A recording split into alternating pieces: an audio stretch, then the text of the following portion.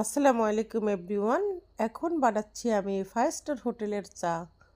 প্রথমে আমি ছোট একটা হাঁড়ি বসিয়েছি চুলায়, তারপরে সেখানে দিয়ে দিচ্ছি চিনি। চিনি দিয়ে আমি এখন ক্যারামেল তৈরি করব। তবে এই চাতে অবশ্যই ডেনিশ দিতে হবে, আবার লিকুইড দুধও দিতে হবে, কিন্তু ডেনিশ আমার কাছে নেই। তাই আর কি করার, ডেনিশবিহীন আমি 5 স্টারের চা বানাচ্ছি।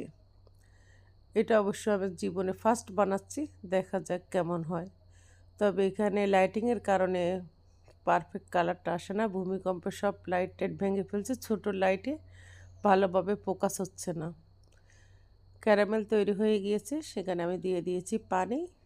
পানির সাথে দিয়ে দিচ্ছি এখন চা পাতা। কিন্তু পানির কালার, চা পাতা কিছুই দেখা যাচ্ছে না, এটা শুধু ফিল করতে হবে, এটা দেখা যায় না। অনুভবে ফিল করতে হবে যে এখানে আমি পানি দিয়েছি, পানির মধ্যে চা পাতা দিয়েছি। এখন আমার প্রয়োজন ছিল এনার্জি বিস্কিট, সেটাও আমার কাছে নেই। তো বাদামের বিস্কিট ছিল, বাদামটা সরিয়ে এক পিস আমি বিস্কিট দিয়ে দিয়েছি। বিস্কিটটা ভালোভাবে মিক্স হওয়া পর্যন্ত আমি নেড়ে চেড়ে নিচ্ছি। অন্যদিকে আমি মগের মধ্যে নিয়ে নিয়েছি গুঁড়া দুধ। ভেবেছিলাম ভাই ভাবিকেও খাওয়াবো, পরে ভাবলাম এটা খেয়ে আমার কেমন ফিল হয় সেটা আগে ট্রাই করতে হবে। যদি এমন হয় এটা খাওয়ার উপযোগী না, সেই ক্ষেত্রে ভাই ভাবিকে কী খাওয়াবো। তাই আমি আগে ট্রাই করে দেখি অ্যাকচুয়ালি এটা হয় কেমন। এখন আমি ছাঁকনি দিয়ে ছেঁকে নিচ্ছি।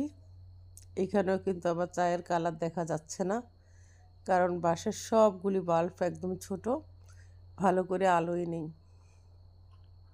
এটা কিন্তু এমন হওয়ার কথা ছিল না, চাটা অনেক গ্রেভি হওয়ার কথা ছিল, যেহেতু কনডেন্স মিল্ক নেই। এটাই হচ্ছে ফাইনাল লুক। 5 স্টার হোটেলে চাগুলি যে বানায় সেটার অনেক সুন্দর একটা কালার আসে। আলহামদুলিল্লাহ, অনেক মজার ছিল।